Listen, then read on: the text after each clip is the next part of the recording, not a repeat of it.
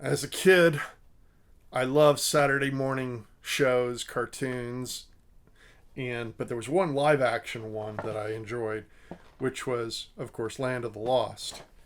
And so I'm revisiting my childhood a little bit here, and I found this kit on eBay.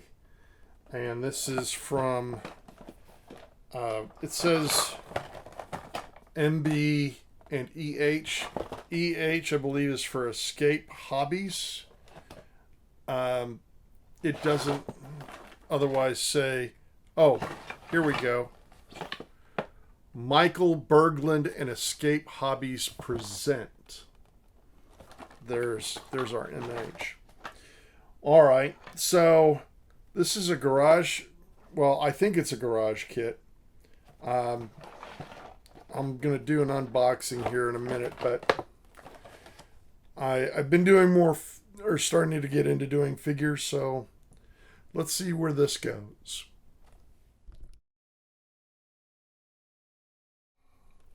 So let's see what we've got here. I had to tape the box up because it was falling apart. So there's not too many pieces to this. We of course have our base, and then we've got, let's see here, a body, a head, the legs, the arms, and this thing, I guess it's supposed to be some kind of weapon or tool or something. And then there's this little carrying case and this thing here. And it doesn't show, I believe, and there's no instructions on this, unfortunately. But I believe that this fits kind of here and supposed to go through this. But there's not a clear separation, so I'm going to have to tinker with that. I'm going to have to cut it somewhere and then putty it back up once it's connected.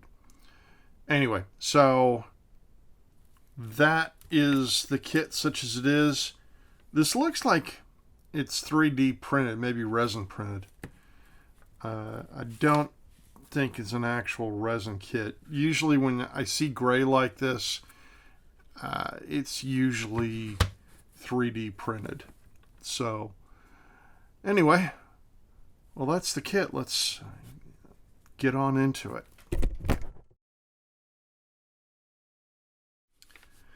With this being a 3D printed kit, or at least I suspect it's a 3D printed kit, I don't know that there's going to be any kind of release agent used on this. I don't know. But I'm not going to take any chances. I'm going to clean these parts. And to clean these parts, I'm going to squirt them down with Windex, wipe them down, and then squirt them down with water, and then wipe them down, just so there's not any residue of anything that could get in the way of my paint job. So this is not a snap together kit. So I've got to, or I'm going to do some test fitting with the pieces before I assemble it. And that's a really good idea. It helps you identify where you might need to do some puttying and just how things go together in the first place. And unfortunately, this did not come with instructions.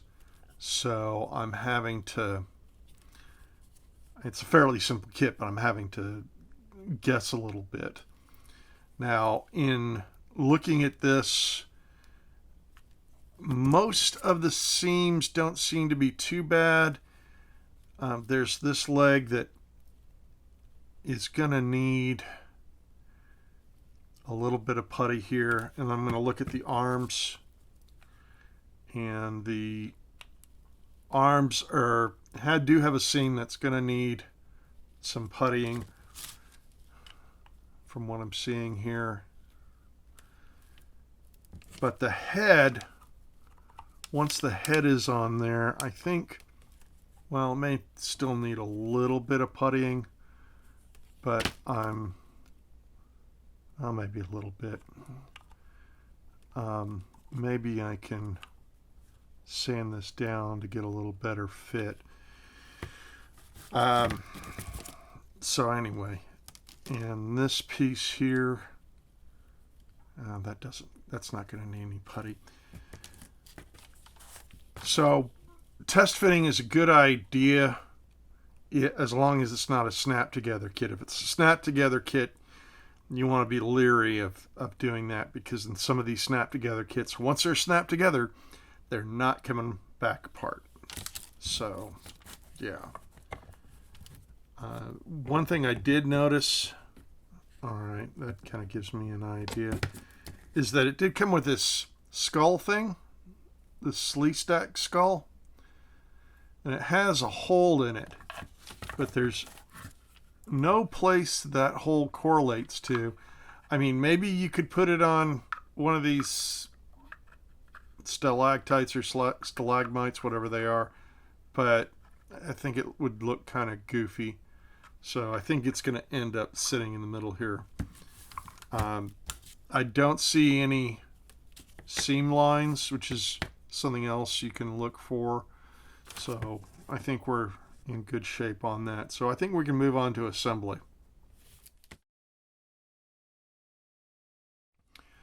Unfortunately, the kit did not come with instructions, but it's a pretty simple kit.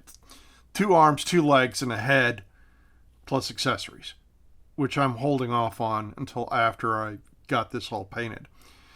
To glue this, because it's a resin kit, I used Zap-A-Gap, which is basically super glue. I think it's called Cyanoacrylate.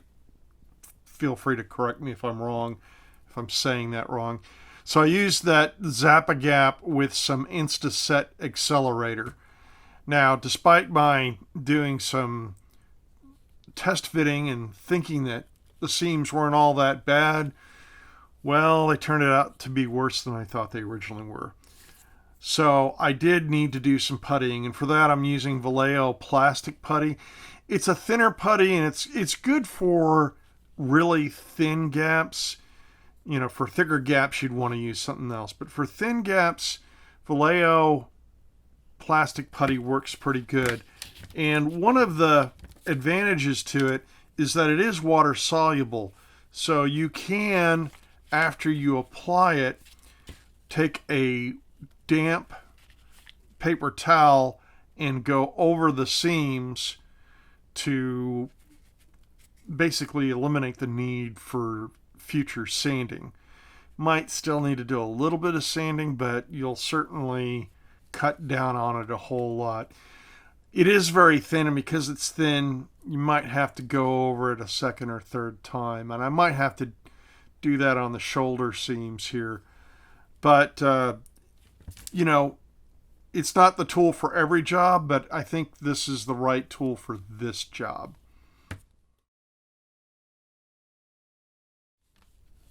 To prime the figure, I first started off with Tamiya white primer to do the belly and the horn, and then I masked that off and used the Citadel Color Chaos Black.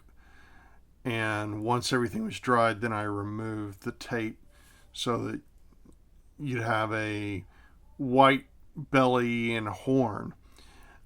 I went with this so that when I do the yellow on the belly and the off-white on the horn, I'm not fighting against that black primer.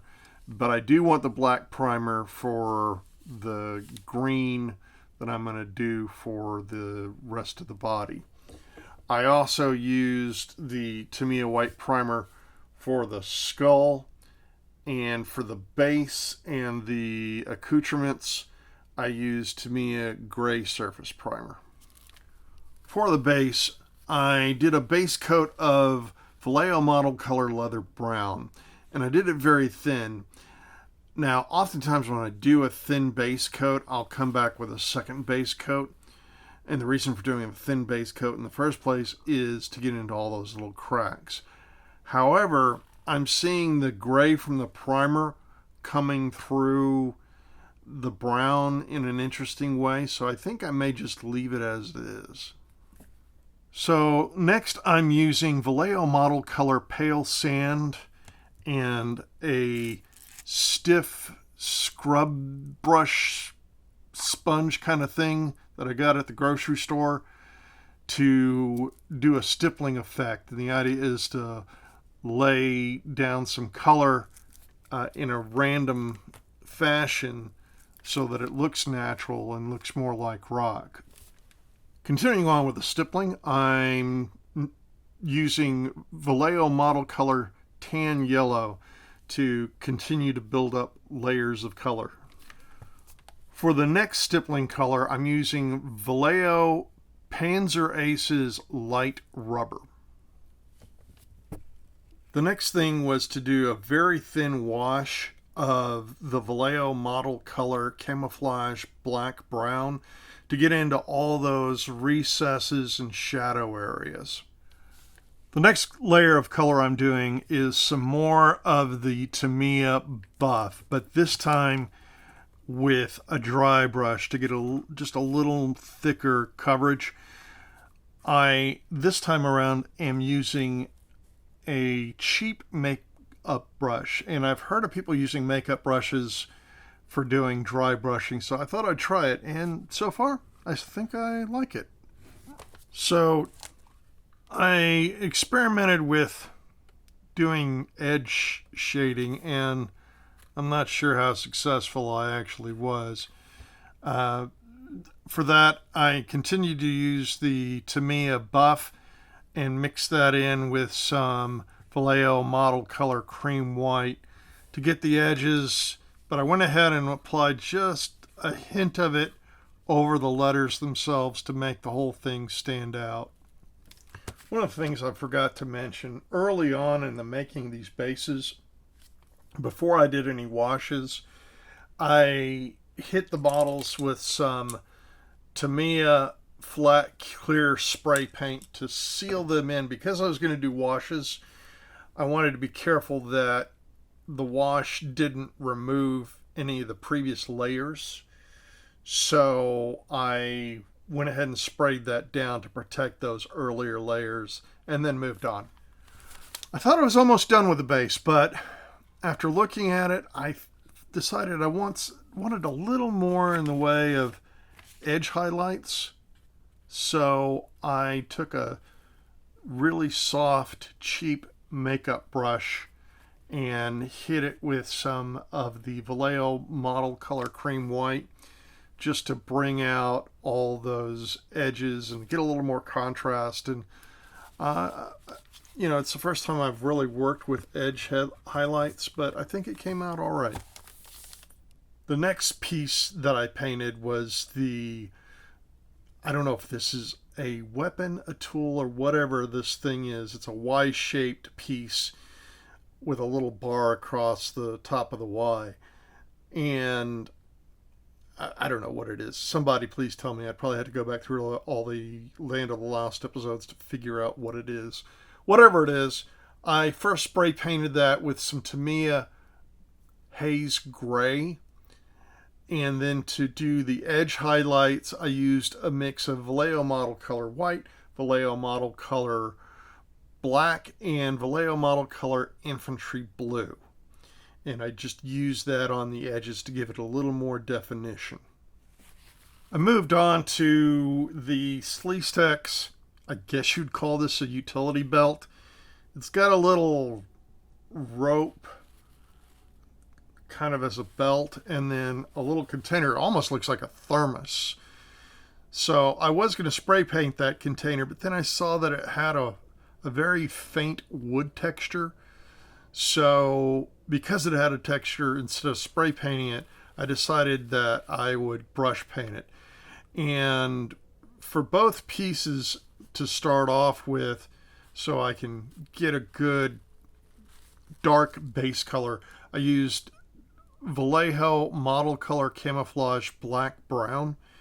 And when I go back over it with lighter colors, with a dry brush, it will be able to show that wood grain a little bit better.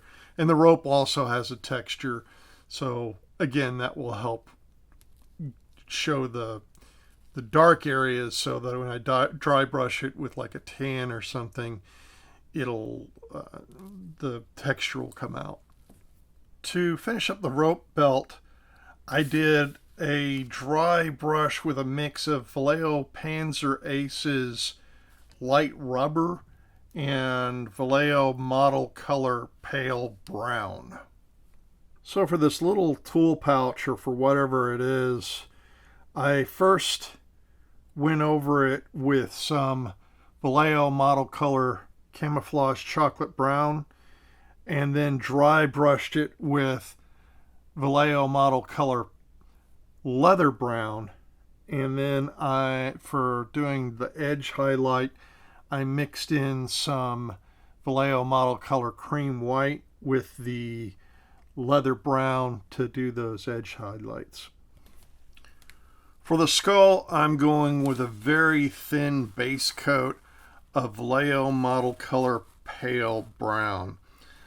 I'll add additional layers of color on top of that. More work on the skull. This time I'm using a wash of Vallejo Model Color Cream White. Again, I'm building up those layers, and I've got more layers to come. For the skull, I wanted to do a dark wash to accentuate all the recesses and shadows. But before I did that, I hit it with some Tamiya flat clear to seal the paint that I had already done. Sometimes if you don't do that and you go do a wash, that wash will remove some of the paint that you did earlier. So I hit it with that, and then I used Vallejo Model Color Camouflage Black Brown to do a dark wash on it. To finish off the skull, I started with a dry brush using Vallejo Model Color Cream White, and then finished off to get the highest of highlights with Vallejo Model Color Ivory. As I was doing some research online, I happened to stumble across a picture of a Sleestak from behind, and what I found was that the vertebrae were kind of the same color as the horn and the belly, kind of a yellow. So I went ahead and took some Tamiya flat white and painted over the vertebrae. Also, the tail was that same color, so I did the tail as well. So I went ahead and covered those in white because I didn't want to be fighting the black when I'm trying to paint a lighter color. If I'd caught it before, I probably would have used white primer, but this should do the job. For the horn and spine, I used a very thin base coat of Vallejo Model Color Pale Brown. So the eyes on the Sleestaks are a glossy black. Fortunately for me, I happen to have Vallejo Model Color Glossy Black, and so I'm using that for the eyes. Later on, I'll probably do a clear coat. For the belly, claws, horns, and spine, I did a wash of Vallejo Model Color Tan Yellow mixed with a little bit of Vallejo Model Color Pale Brown. Now, I'm not worried about being real neat with this because I'm going to be going over the bleed over areas with a really dark green, so any bleed over or over coverage, if you will get hidden by the dark green when I use that. Again, I am building up layers of color, so just feeling my way through. Continue on, I did a dry brush with a mix of Vallejo Model Color Tan Yellow and Vallejo Model Color Cream White on the horn, spine, tail, belly, and claws. In the pictures, the belly is more of a yellow tone, so to move it in that direction, to my dry brush mix of the Vallejo model color tan yellow and the Vallejo model color cream white, I added Vallejo model color golden yellow to start moving in that yellow direction. For the horn, claws, spine, and tail, I want those to be more of a bone color, so I'm moving more towards that direction. To that end, I did a dry brush with a mix of mostly Vallejo model color cream white, a little bit of Vallejo model color tan yellow, and a little bit of Vallejo model color pale brown. I wanted to use a dark wash to accentuate all the cracks and recesses and shadow areas, but before I did that, I hit the model with some Tamiya flat clear. And the reason for doing that is if you don't do something to seal the model, what might happen when you go to do a wash is that the wash might remove some of the paint that you'd put down earlier.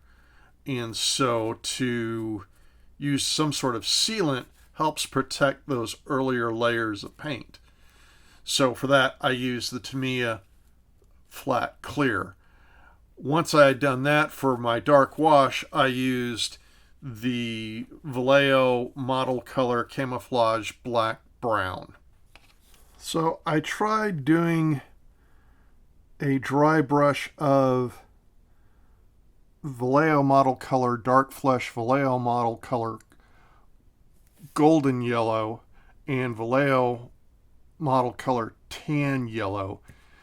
I did that and then try to bring out the highlights by adding in some of the Vallejo model color cream white. But I think that it got into the recessed areas where I'd done my wash, and I might have to go back and do a wash again. This may take some experimenting. So I did decide to do another dark wash because I had lost the shading in the recesses that I'd gotten from the previous dark wash, and I really felt that that was needed, so I went back over it again with Vallejo model color camouflage black brown in a wash. So I took a different approach to the stomach, seeing as the dry brushing wasn't working for me. I happen to have some Tamiya yellow green, so I thought I'd give that a shot. And instead of trying to dry brush, I instead brushed the areas initially with a thin coat and a little bit thicker, and then using some of the Vallejo model color cream white to do some edge highlights, and occasionally using the Tamiya model color camouflage black brown to add some shadows. I think there's some paint control issues that I'm having because some of it was looking a little gloopy, but at this point I think this is pretty close to what I was going for, so I'm gonna stop here. Sometimes it's a matter of knowing when to stop, and this is where I'm going to stop. As I was looking at the belly on the Sleestak, the shadows were a little bit too contrasty to the point where it didn't look not painted. So I decided to do a light wash of the Tamiya yellow green just to try to beat that down a little bit and hopefully make the texture a little smoother, because I think it got away from me in the previous coat and got a little bit lumpy. I don't know if I'm going to be successful or not, but we'll see. So I was not happy with how the belly was turning out. The shading under the flaps, if you will, the contrast, the shadow was just too distinct, too contrasty to look not painted. So to kind of bring that down, I did a wash of the Tamiya yellow green. And since it was still wet, I figured, hey, let's try doing some wet blending. So, and while I was at it, some edge highlighting. So I added to my wash some Vallejo Model Color Cream White and worked on the edge highlights and, trying to also get a little more dimensionality with the surface itself. So I think it's better. Not perfect, but I think I can live with it. So I started a base coat with Vallejo Model Color Flat Green, Vallejo Model Color Continental Blue, and a little tiny bit of the Tamiya Yellow Green. So I apply that. I see some places where the green got where it shouldn't, so I'm probably going to have to do a little bit of cleanup there, but that's to be expected. There was so much area that needed to get covered that I went ahead and decided to do it with a dry brush. Would have kind of, if I had more time, would have kind of liked to find another way to do that, but there's just so much scaly detail over so much area. It only made sense to do a dry brush. And for that dry brushing, I used the Vallejo Model Color Flat Green again, a little tiny bit of the Vallejo Model Color Continental Blue, and a little tiny bit of the Tamiya Yellow Green.